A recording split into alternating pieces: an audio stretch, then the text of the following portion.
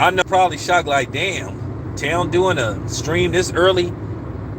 Well, usually I would be at work at this time, and I'm just like, you really can't make this stuff up.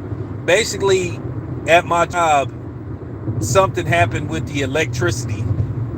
Basically, this you know we had a power shortage, so our building and a couple of other buildings,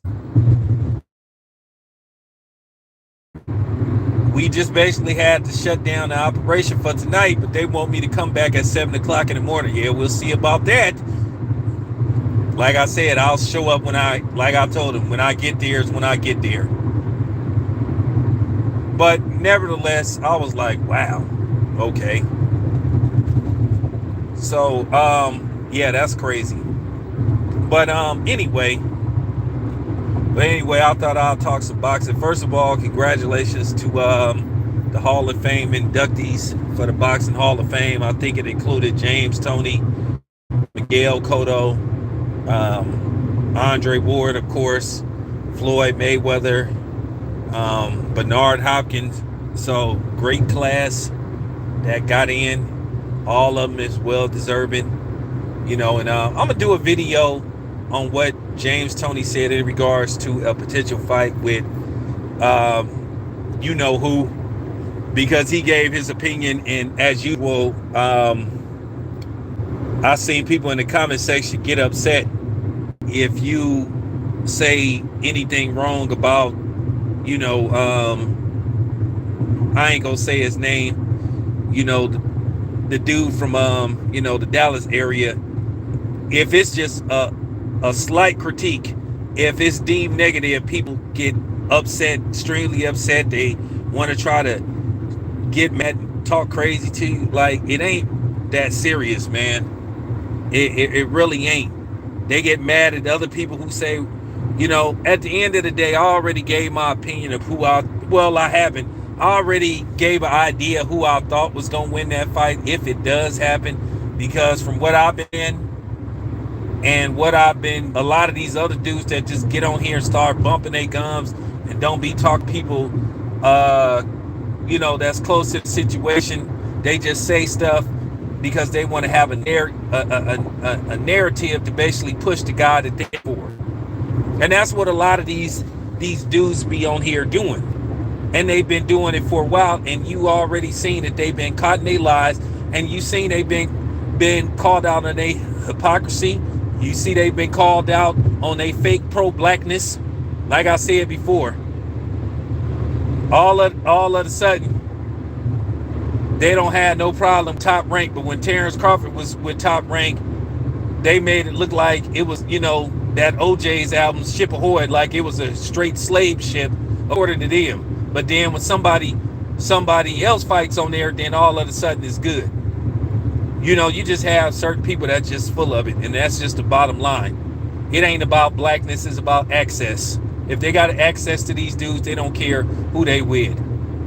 But they try to play this role like they just in super support of the PBC, but yet the PBC has a card this past Saturday, and yeah, I'm going to keep talking about it, but nobody covers that fight except me. Nobody covers it except me. Talks about it, but I'm just anti PBC and Al Heyman, which I'm not. I just call it a spade, and I just call it right down the middle. You know, that's just real talk, and people just don't like to hear real talk because you have a lot of guys that push narratives and stuff, and a lot of these dudes think they can try to manipulate people and all this kind of stuff, but they can't do it. Not with me. Not gonna happen.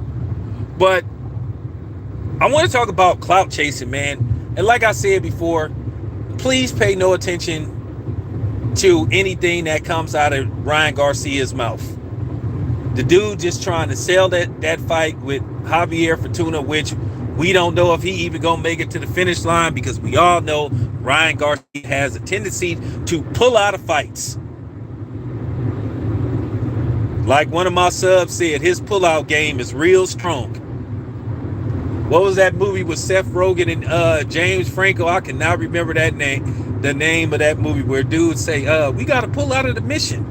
And then dudes say, I'll stay pulling out, son. And That was like the funniest scene in that movie. It was I forgot what was the name of that movie, but yeah, that's how Ryan Garcia is, man. He stayed pulling out. So we'll see. All this stuff about Tank and all this stuff, we know damn well. Y'all been seeing this for years. You already know that it's a Cold War. You know it's gang territory with these fights. So I wouldn't hold my breath. I wouldn't hold my breath. We already know that it's difficult to get these fights made with other fighters on other networks. Like I said, I came up with a solution, an easy solution. But will people do it? Well, we're going to have to see. We're going to have to see. But Ryan Garcia is a super clout chaser.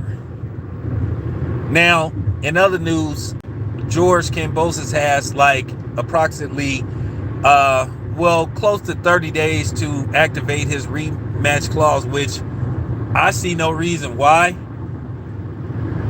Because it was just a one-sided fight. I don't see why anybody would want to see this again unless it's in the States. Because you cannot tell me the financials of this fight being in Australia again wouldn't be more successful if it was in the States. Because like I said before, who wants to go through all that stuff to get into Australia? Running background checks and all this kind of stuff, and then among other things, to get into Australia, they want to know, your status. And you know what I mean by your status, the other status. They want you to possibly have another card. And you know what card I'm talking about. So why go through all that when you just had a fight in Vegas? It'll be easier to market, and then it'll be easier to sell that fight as far as promotion go and all this kind of stuff, because people gonna come cover that fight. That's just the bottom line. People gonna come to that fight. And it'll be a lot more easier for media to cover that fight, because a lot of media didn't go to Australia to cover that fight. Because it's just the hassle of just trying to go down there. So like I said, it's more profitable for the fight to be in the States. You could put the rematch in Las Vegas. It'll sell good. It'll get promoted good, and people will tune in. If Devin Haney can draw over 1 million viewers,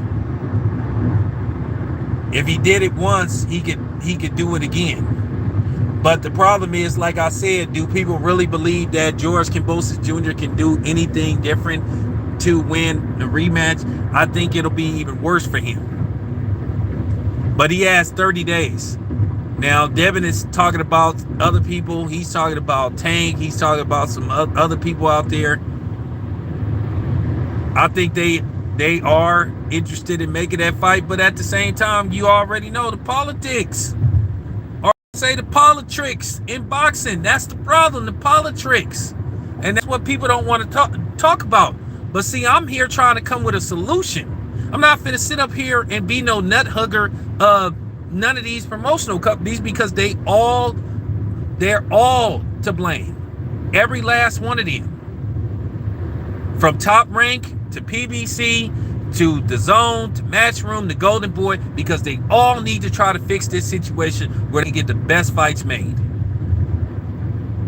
It's enough blame to go around. It is a round table of blame. But then the problem is, you got content creators that strictly want to side with one promotional company and just say it's everybody else's fault except this promotional company. Well, then again, they flip-floppers. Because you see, like I said, the proof is in the pudding. The so-called pro-black media didn't cover a fight that featured a PBC fighter, a black PBC fighter at that. But these are the same people that'll say that the black fighters don't get the promotion the Mexican fighters get. But then here you have black media that didn't cover a fight that featured a black fighter in Steve Fulton. Like I said, these dudes is busted. They fake. They're frauds. I don't have to say their names. They know who they are. If you get mad at me for telling the truth, that's your damn problem. I didn't expose you. You exposed yourself. How many times have you seen videos where people was talking about, hey man, you know, it's racism in boxing, man. It's racism in boxing, man. They give all the love to the Hispanic fighters, man. They don't cover the black fighters. But then you had black media do the same thing that they accused other people of doing. Not me, that is. Not me, that is. Because I covered the fight. I sent somebody down there. I sent my son down there.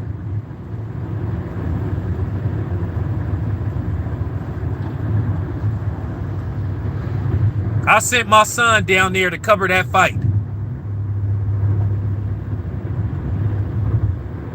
Because, as y'all can see, I'm the only one that talked about that fight. So there you have it. You guys seeing it for yourself. So from this point on, if you hear anybody making videos talking about, hey man, black fighters don't get no love. Black fighters don't get no love, man. They give all the promotion to Mexican fighters. Black fighter fight. I was able to cover Devin Haney versus George Kambosos and Steve Fulton at the same time. Why couldn't anybody else do it? So like I said before, you seen it with your own eyes, brothers, ladies and gentlemen. Y'all seen it with your own eyes. These dudes can't say nothing. They can't say nothing. Because they can't, you know why they can't say nothing? Because I'm speaking facts. And y'all done seen it with y'all own. So don't pay attention to none of these dudes that be talking that fake pro-black militant stuff. Because like I said, go look at my archives. I'm the only dude in mainstream media that talked about that Steve Fulton in mainstream boxing media. Like I said, I don't have the subs that, you know, my competitors have or you know, and some of them dudes are my friend.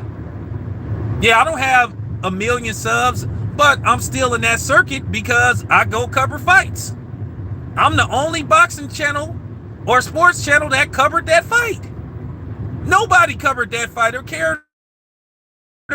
These dudes thought that all these other promotional companies is racist and that they push black fighters on the back burner. But these are the same dudes that didn't bother to cover a fight that featured a black fighter. There you have it. Like Orange Juice Jones say, you cold busted. Like I said, a lot of these dudes is just clout chasers and they full of it. Like I said, don't get mad at me. Don't get mad at me because you didn't do what you were supposed to do. Don't get mad at me because you contradicted yourself. Don't get mad at me because you exposed yourself. But these were the same people that was accusing me of being a top rank apologist. So y'all tell me who the real coons is. I had some bitch ass nigga who an idiot, you know, try to say I was Bob Aaron's. Like I said, I just cannot get over. But his bitch ass was smart enough to say that on the chat line. Because if he had said that to my face, I would have knocked his dick in the dirt. But you know, it's all good though. But hey, all I can say, the proof is in the pudding. And I ain't talking about Jello neither. You know, Jello pudding. You know? Nah, but thanks. Got some videos to do. Appreciate the love and support. You know what I'm saying? Hey, we real close to 10,000 subs. Like I said, think we got 20 more to go. Like I said, I'm gonna give away some prizes, all that stuff. Thank you. Real talk. Now, you ain't got to name no names, bro. You know who they are. Just from now on, you should look at them side-eyed. Just look at them side-eyed. Like I said, one thing about me, I'm consistent. I'm out.